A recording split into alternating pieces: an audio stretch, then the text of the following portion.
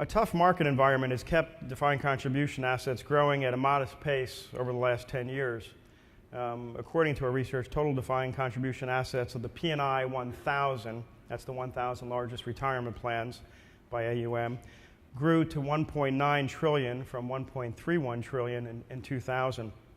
Corporate defined contribution assets grew at a 3% pace since 2000, growing to $1.38 trillion from $1.05 trillion. Public defined contribution assets, and there's probably some public entities here, there is every year, public defined contribution assets have grown twice as fast, reaching $169 billion in 2010, up from $88 billion in 2000. In 1992, only 22 of the top 200 public plan sponsors had DC assets, and that number has almost doubled to 43 in 2010. The federal TSP, the Federal Retirement Thrift Savings Plan, was a standout asset accumulator, growing more than 11% annually to more than $260 billion. The federal TSP now accounts for more than 13.8% of the P&I 1000's DC assets. So while the absolute amount of assets has not increased rapidly, the overall share of defined contribution assets in corporate pension assets continue to grow.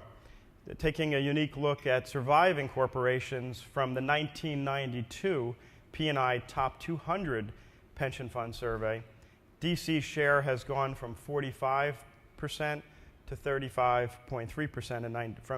from 1992. 42% of corporate defined benefit plans remain open to new employees. Put it very simply, for the last 30 years, the U.S. economy has been adding debt, borrowing money to fuel consumption and drive asset prices higher. All right, nowhere is that more clear than in home prices. This is a graph of home prices as a ratio of income nationwide. Okay, this is just like adding margin to your stock account. You borrow money, you boost consumption, it drives GDP growth higher, and it drives asset prices higher. And by the way, we were all brilliant investors when this was going on, because everybody's asset prices went up and up and up. You couldn't do badly because we were just adding leverage to our economy. This is just like Greece, by the way. You know, Greece added debt, threw a big party, the world celebrated their Olympics, and then eventually the bill came due.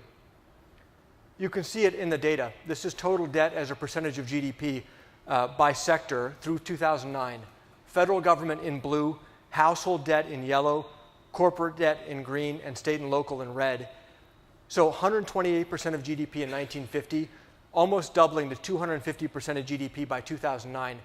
If I updated this for 2010 and 2011, you know what it would look like. A lot worse than it looks like in 2009. Again, no magic, adding debt, we all felt good, we all lived large.